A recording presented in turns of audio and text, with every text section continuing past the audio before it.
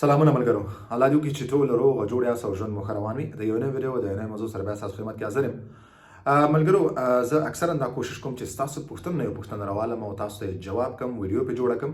بعض دفعه داسې کېږي چې زه کله کله داسې عجیبه قصې واورم یا ملګرو سره کله ووینم، داسې خبرو نه خبر شم چې زه مجبور شم چې په هغې ویډیو جوړه کړم او څه ناڅه خبرې تاسو سره د هغه قیصو او د هغه عجبو خبرو په باره کې تاسو سره څه ناڅه خبرې شریکې کړم، څه ناڅه معلومات درکړم. څه وخت مخکې مې یو ملګری ولیدو، نو ملګري ته مې ورته وویل چې کار کوې او که نه. نو هغه ملګري وویل چې څه وخت مخکې مې کار پیدا کړی و. فعلا خو کار نه کوم، کار مې پیدا کړی و، کار سپین کار و، کونډخای راکوله، تنخوا یې هم ډېره ښه وه، بل زما په خپل مسلک کې و، خو ما هغه کار ونه کړو. نو ما ویلې تا هغه کار ولې ونه کړو؟ څه داسې خبره وه چې ته دې ته اړ شو چې ته دغه کار وانخلې، دغه کار ونه کړې. نو هغه ما ته وویلې چې کار کې دا یوه وجه وه چې هغه کومه سوسایټي کوم پاترون و هغه پاکستانی و یا پنجابی و. نو ما ځکه ونه کړو چې زه نه غواړم چې پنجابي سره د پاکستاني سره کار وکړم، نو ځکه مې کار پرېښود. اوس 3-4 میاشتې کېږي بېروزګاره یم، کار سپې ګرځم چې تر څو بل کار ځان ته پیدا کړم.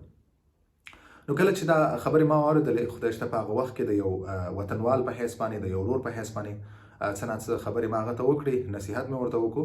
نو بیا ما ویلې چې زه به دا موضوع دلته هم راوړم، تاسو سره به هم شریکه کړم، څه ناڅه خبرې به زه تاسو سره په دې اړه باندې وکړم، ځکه دا ډېره مهمه موضوع وه. ما داسې ډېر ملګري لیدلي چې دوی ډېر ښه کارونه پرېښي دي یا یې نه دي کړي، یا بې ځایه لانجې جنګونه کوي د پاکستانیانو سره یا پنجابیانو سره. ګورې ملګرو، زما نه دغه ټولې قیسې او د ټولې خبرې نه مطلب دا و چې هغه مطلب دا دی چې موږ او تاسو اکثرا داسې بې ځایه کبر یا بې ځایه غیرت یا بې ځایه غرور کوو. دا نه دي کول پکار. موږ او تاسو ټول دلته راغلي یو، خپل وطن هم په کوم حال پرېښی دی، خپل فامیل هم په سختو کې پرېښی دی، په سختو لارو راغلي یو. بیا دلته کارونه چې کوم دي هغه هم پیدا کول ډېر په سخته دي. که چېرې تاسو یو پاکستاني سره کار یا پنجابي سره کار پیدا کوئ، تاسو ته ښه کاري، تاسو په خپل مسلک کې تنخوا یې هم ښه، سپین کار هم درکوي، کونډخوا هم درکوي، نو تاسو په هیڅ ډول او په هیڅ وخت هم دغه کار مه پرېږدئ. داسې بې ځایه غیرت کول، بې ځایه غرور کول، بې ځایه تکبر کول دا ښه خبره نه ده. موږ او تاسو دلته راغلي یو د مجبوریو نه، د مشکلاتو نه خپل ژوند ژغورلو دپاره دلته راغلي یو. باید موږ تاسو ته کار وکړو، مزدوري وکړو. هغه پښتو کې وایي د غریب په شان یې وګټه او د خان په شان یې وخوره. کله چې ته کار کې، کله چې ته مزدوري کې، نو باید ته مزدور په شانتې هلته لاړ شې، کار وکړې، په صداقت باندې کار وکړې. بل که ته هغه کار پاکستاني سره کې، که ترکي سره کې، که عربي سره کې، که فرانسوي سره کې، که هر چا سره کې، که هر چا سره تا ته کار پیدا کېږي، باید ته په صداقت کار وکړي او هغه سره بالکل کار وکړي. دغسې فکر باید موږ تاسو ونه لرو چې دا پاکستانی دی یا پنجابی دی، باید زه ورسره کار ونه کړم. که هغه ستا خپل مسلک کې، تا تنخوا هم ښه درکوي، کونډخوا هم درکوي، بالکل تاسو ورسره کار وکړئ. ولې تاسو دغسې بې ځایه غیرت کوئ، بې ځایه کبر کوئ؟ دا خبرې ښې نه دي. داسې تاسو یو ښه چانس مس کوئ. اوس دغه ورور د 4-5 میاشتو نه دی چې کوم دی هغه بېکاره دی.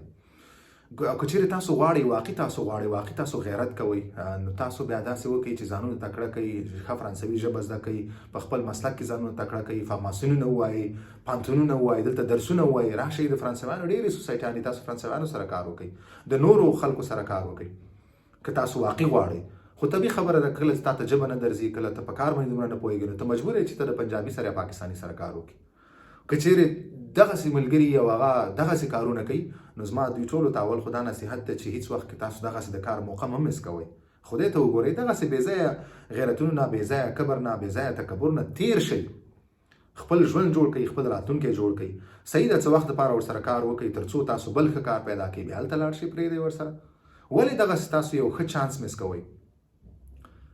بیا که دومره تاسو غیرتي بیا غیرت کول غواړئ، نو بیا داسې وکړئ چې فرانسوي ژبې ته اول کار ووایئ، فرانسوي ژبه ښه زده کړئ. د اسنادو نه هم فرانسوي ژبه ډېره مهمه ده. فرانسوي ژبه زده کړئ، هغې نه بعد دویم نمبر وروسته فارماسون ووایئ په خپل مسلک کې.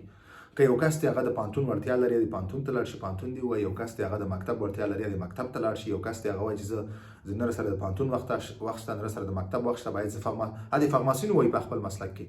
دلته 3 میاشتو نه واله، 6 میاشتو، 9 میاشتې، کال، 2 کاله، 1.5 کال فارماسون، تاسو په خپل مسلک کې فارماسون ویلی شئ.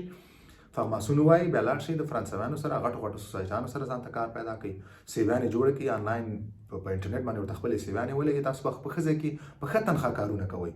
که چیرې تاسو ژبه هم نه زده کوئ، فرانسوي ژبه هم نه زده کوئ، که چیرې تاسو فارماسون هم نه وایي، درس هم نه وایي، نو تاسو مجبور یاست چې تاسو هم دغسې د پاکستانیانو یا د انډینو یا د بنګالیانو سره کار وکړئ. نو زما د دغه ویډیو د دې ټولې قصې مطلب دا دی چې دغسې بې ځایه د غیرت او د کبر او دې شي نه تېر شئ.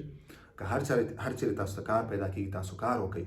که بیا هم یو کس ته هغه وایي چې زه یې نه کول غواړم، بیا بل یو افغان ورور ته چانس ورکوي چې هغه ورشي، بېکاره ډېر افغانان دلته ګرځي، هغه ته موقع ورکوي، هغه ورولي چې هغه ورسره کار وکړي. نو په پنجابي سره یا پاکستاني سره کولو کې دا کار نه کولو کې دا کوم غټ غیرت نه دی، دا کومه غټه خبره نه ده. که چیرې ماته یو ښه کار زما په مسلک کې پیدا کېږي، که هغه پنجابي سره وي که پاکستاني سره وي، زه بالکل آماده یم چې زه ورسره کار وکړم. ماته چې هر څوک کار راکړي، ماته دا فرق نه کوي چې دا پاکستاني دی، دا ترکی دی، دا فرانسوی دی، دا عربی دی، هر څوک چې ماته ښه تنخوا راکوي، زما په مسلک کې کار ماته راکوي، زه آماده یم چې زه ورسره کار وکړم، بلکې زه مجبور یم چې زه کار وکړم. دلته زه بېکاره یوه ورځ هم نشم پاتې کېدی. تاسو که دلته یوه ورځ هم بېکاره پاتې کېږئ، دغه ستاسو دپاره نقصان دی. بیا دلته داسې ملګري شته، داسې وطنوال شته چې په هغه د کال 2 کالونه بېکاره ګرځي. بل یازې خدا دغه ملګري ته ښه چانس و، 4 میاشتې کېږي چې هغه چانس ته مس کړی دی، 4 میاشتې دا بېکاره پروت دی، بل کار نشته. ښه 4 میاشتې کې به ده څومره کار کړی. نو تاسو که تاسو دغسې موقع پیدا کېږي، نو تاسو بالکل کار کوئ، کارونه وکئ، بلکې لاړ شئ پاکستانیانو سره کار وکئ. تاسو سره ښه چانس دی، تاسو زده کړه وکئ، بیا لاړ شئ بل چا سره کار وکئ. که تاسو ته چیرې ژبه نه درځي، تاسو مجبور یاست چې تاسو پاکستاني یا هندي یا بنګالي سره کار کوئ. تاسو مجبور یاست.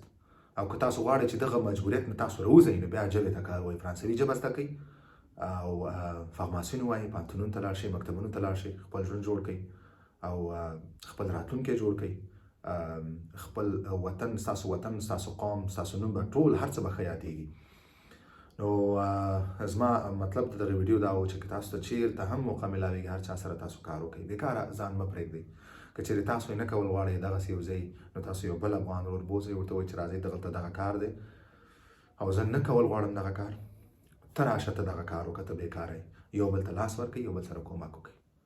نو مننه ملګرو، بلې ویډیو باندې په لاس بارم په مخه.